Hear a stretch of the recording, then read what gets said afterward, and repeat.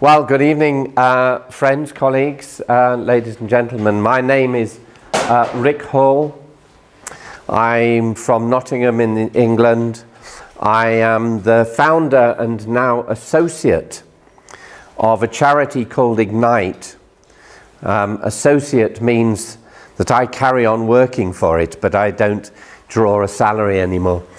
My stress level has risen threefold over the last few minutes. One is that I am the only thing between you and dinner. The second is that several of you have come up to me in the course of the 2 days and said, "Oh, Rick, weren't you in Berlin?" Or, "Rick, didn't you, haven't I met you at another conference?" And my stress level is that you are about to experience the same presentation. So if you have, please bear with me. There are one or two new slides, but, and of course my third stress level is about the technology, which I haven't tested. Oh well, we'll play it by ear, and if we get to dinner, by about 7 o'clock this evening, I'm sure that will be fine. Explain the history and the background to Lab 13 was the original slide. This is Sam. There's a pointer on here, isn't there? Yeah, there it is. This is Sam. Sam came into Lab 13 some years ago now and said, "How do fish breathe underwater?" And so the scientist in residence at Lab 13 brought in a fish, and Sam and his colleagues dissected it and extracted the gills from the fish. And that is what he is so fascinated with, are the gills of a fish. Now, in England, dissection is a lost art. Fewer and fewer schools are able to do dissection, especially, at secondary school. In primary school, it's almost unheard of. But Sam now knows the techniques of dissecting a fish and extracting the gills to examine it.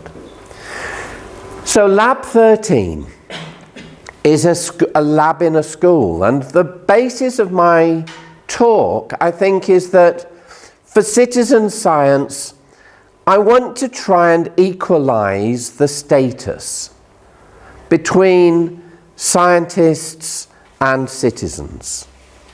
And for me and for us here in this workshop about the synergy between citizen science and education, the citizens are children. They are learners in schools. And for me, that also means primary school children from the age of 5 upwards. So I am intent on equalizing the status, of creating a balance of expertise, of saying not that these are the scientists of the future, but these are the scientists of today. So let me, which way we go? That way?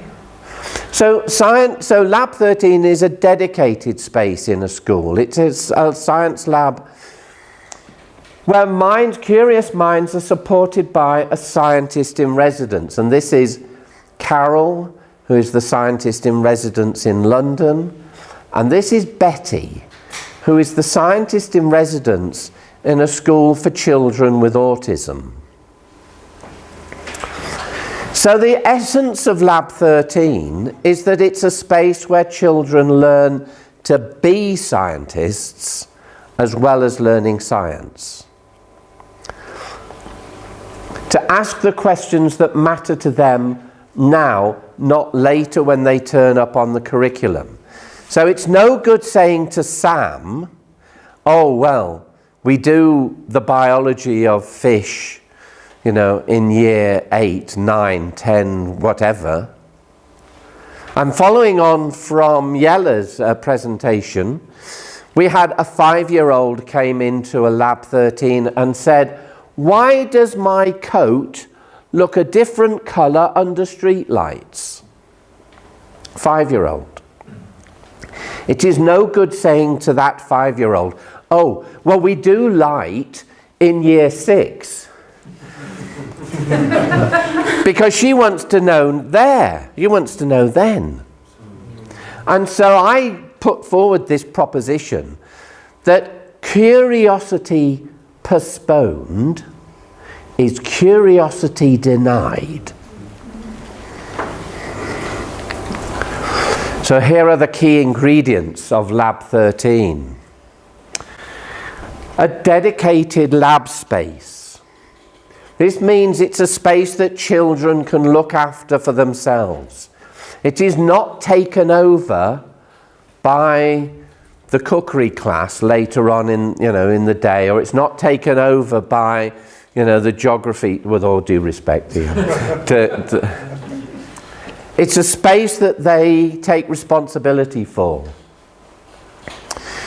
You do need somebody in the school to take a kind of lead to champion the idea. You need a scientist in residence. And this is a great conundrum for me. But it is, in our board this morning about challenges and opportunities, this is a challenge that is a great opportunity. How can I persuade more research scientists to go and work in schools? To go and be present in schools, to go and be resident in schools. We know about artists in residence, we know about poets in residence, we know about writers in residence. Why can't we have a scientist in residence? And maybe not just in schools. Maybe a scientist in residence at the local football club, or at the community centre, or in the library. Anyway, I'll come back to the scientist in residence. You need a management committee of pupils. Students who will actually look after the space, manage the projects, pick the questions that want to be researched. And so, of course, you also need lots of questions. Well, if you know anything about 7-year-olds, you're never going to be short of questions. So, Lab 13.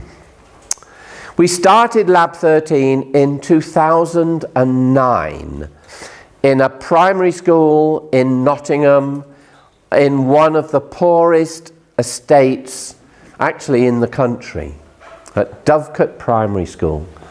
And it's still running, I'm pleased to say.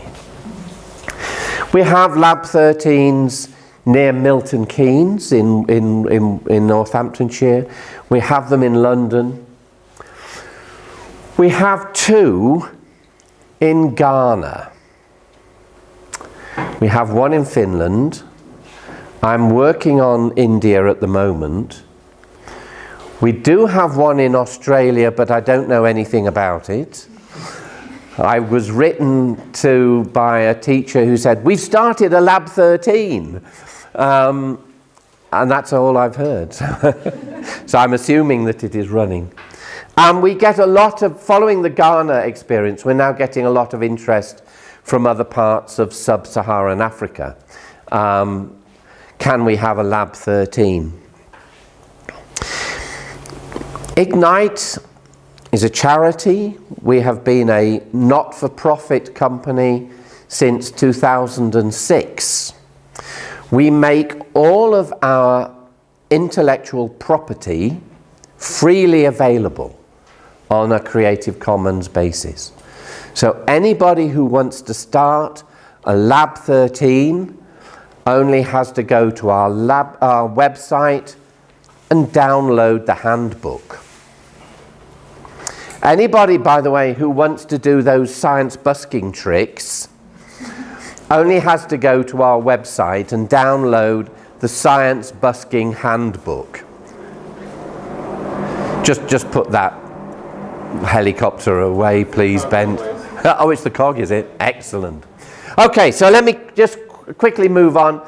This is the Lab 13 in Ghana, the first one that opened. You can see, I take them everywhere. You know, the confuser phones. And that girl, look, has just been doing the... Yeah, what's it called, Mary?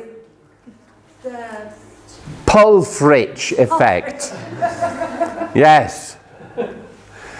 The great thing, that was the opening. And then this is a panorama, you know, one of those kind of click, click, click photographs. There's about 36 people in that picture, believe it or not. When I go to Ghana, I get introduced as grandfather. The head teacher will say, right, listen children, our grandfather would like to say something to you. Well, I do say something to them because I explain to them that in 28 years' time, no, in 28, okay, something like that, two things will happen. In 2050, two things will happen. One is that I will celebrate my 100th birthday, to which, of course, you are all invited. And the second thing is that somebody from Ghana, and I hope it's one of these girls, will win a Nobel Prize for Science. And I want them to say, it's because of Lab 13. Who knows? So this is where we are in Nottingham at the moment. The very first one opened in 2009. The significant development last year was that we raised a grant from the Science Technology Facilities Council, which is one of the research councils in England, in the UK, to start a Lab 13 in a school for children with autism.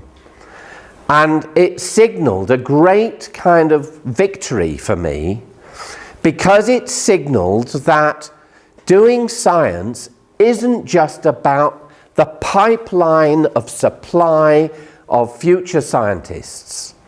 It signalled that it's an entitlement for every pupil, regardless of ability.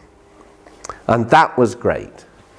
And as a result of the first Lab 13 in a school for children with autism, a second opened at a school called Nethergate in Nottingham, and so we now have them working together.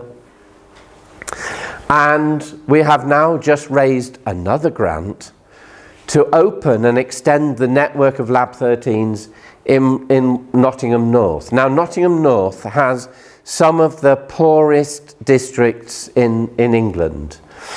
We have in England what we call an index of deprivation and disadvantage, and some of the areas of Nottingham North are in the bottom 1%.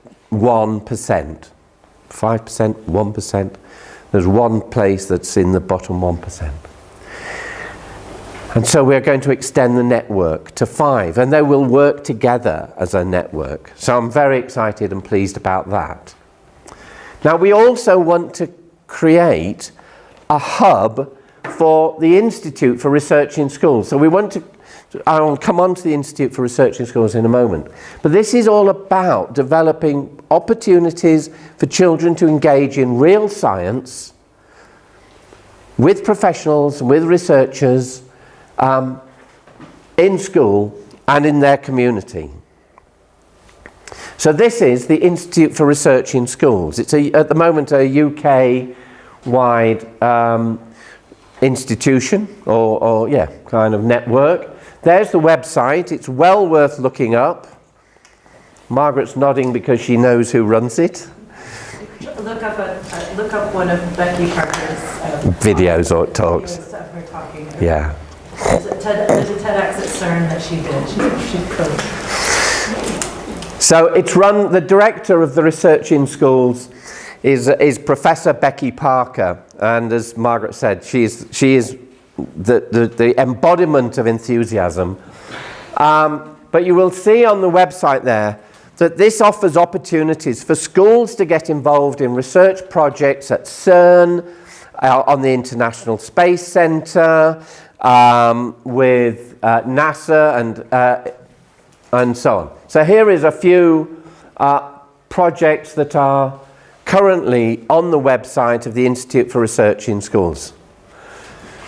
You'll see the CERN, you'll see, this is on the ISS, this is again CERN, and this is a worm.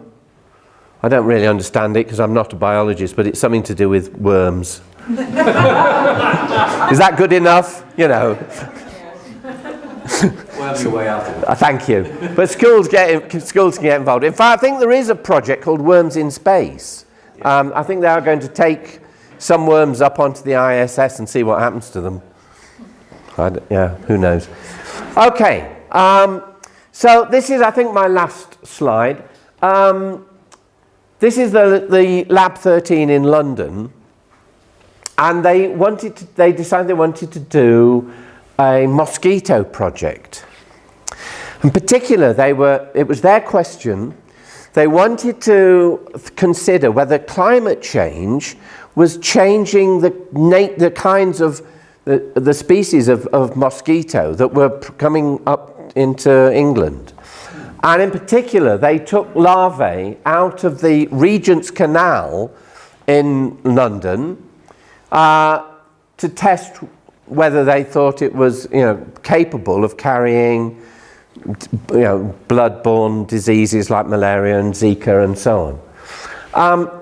So the mosquito project, what a great idea. But if I could get a better network platform together, the obvious thing to do is to link them up to Lab 13 Coley in Finland, because Johanni and Nick, you have a mosquito problem in Finland around.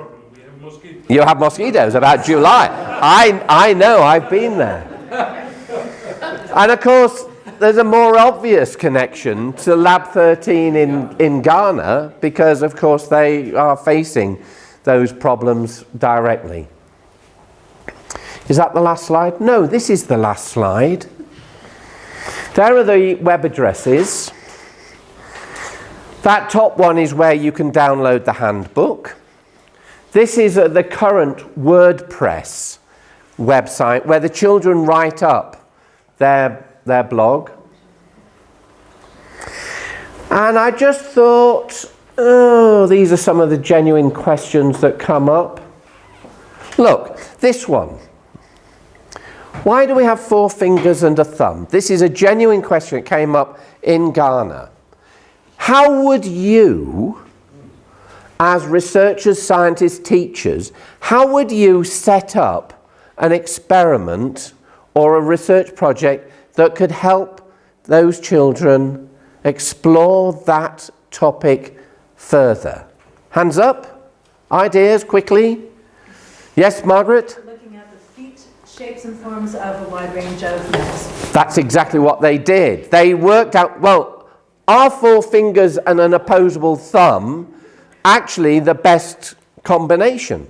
So what creatures have this? What creatures have this? What creatures just do that? And they set up a series of experiments where you deprive the children of 1 or more digit to explore this. I was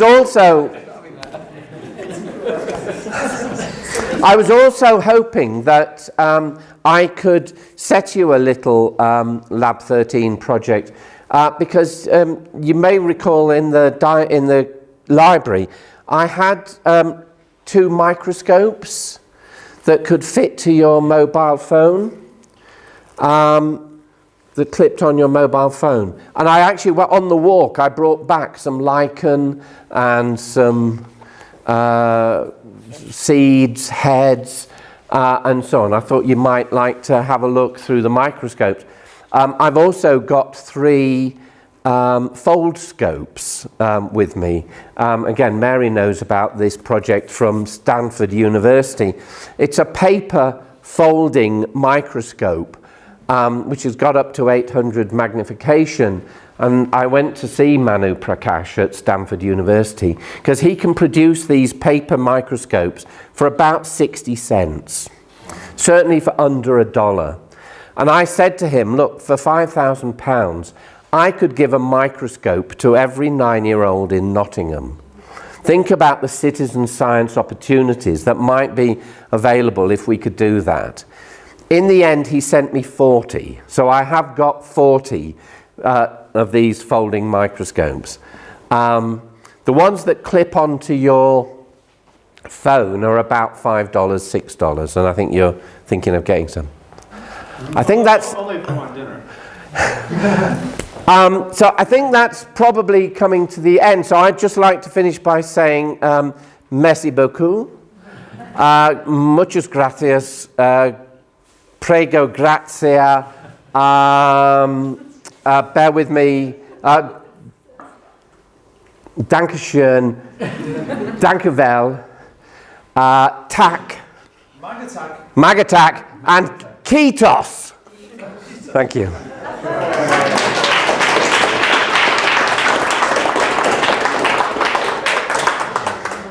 And I apologise if anyone was missed out.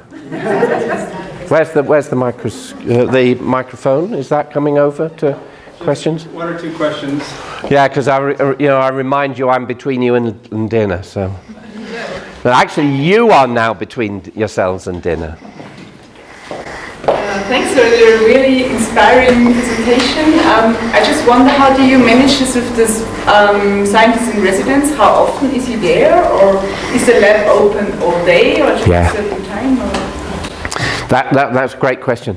The scientist in residence in the various schools, in the various Lab 13s, varies enormously.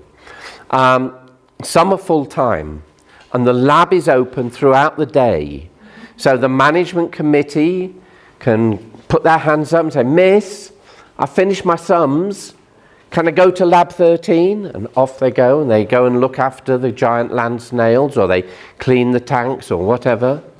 Now, your question will also be, how is that person funded?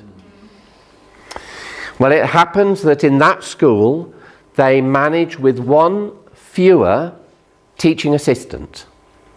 And so that salary is used by the scientist in residence, and one teacher manages without a teaching assistant. In the very first Lab 13, they use a special grant for children who are from very poor families, who have what they call free school dinners.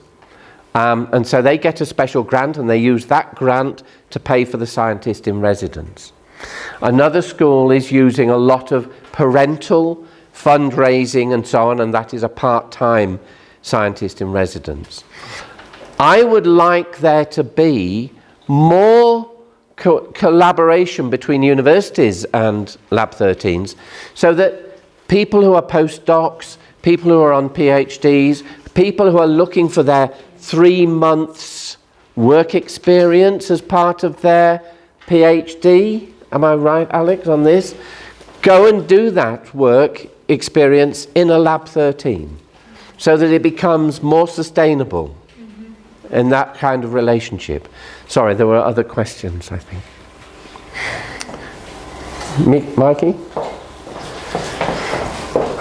Wait for the Mikey. Well, not a question, but also a remark about your so scientists in residence. So at our university, we're actually doing an experiment with teacher from secondary school in residence at our university. Yes. And talks with the secondary schools whether we do some exchange between scientists in residence at the secondary schools and then teachers getting back at a university. And so that with closed budget. Brilliant. Thank you. I mean, I have to say, I am interested in expanding the network, European-wide, even though my other stress level is around Brexit. Please ignore that. Please ignore that. just you know, let's join the network. Sorry, Janet. So I was just wondering a couple of questions. If you had many digital technologies in the lab 15 or digital experiments? I'm not sure. You might need to do your own search on the WordPress blog to find out. It's not huge. I mean, I know there's an engineering project going on in one of them at the moment. I forgot to mention a couple of other examples of research projects. One of the schools said, Manuka Honey. You heard of Manuka Honey? You know, it's supposed to have health benefits. Manuka, it's from New Zealand. Manuka Honey. It's very, very expensive. I think Scarlett Johansson puts it on her complexion, or Gwyneth Paltrow, you know, kind of only eats Manuka honey. So they did a test amongst the students to see whether there were any improvements in health. They had a blind test. It was, you know, all properly researched and so on. Their evidence suggested that there were no health benefits for Manuka honey. This was peer-reviewed by a researcher at Imperial College and got an accreditation. It was then published in a journal. They then took it to the Cheltenham Science Festival. They then appeared on Canadian television to explain their results. So that was a great illustration of a project that kind of really just took off beyond their immediate expectations. We're afraid we're going to have to go. Let's go.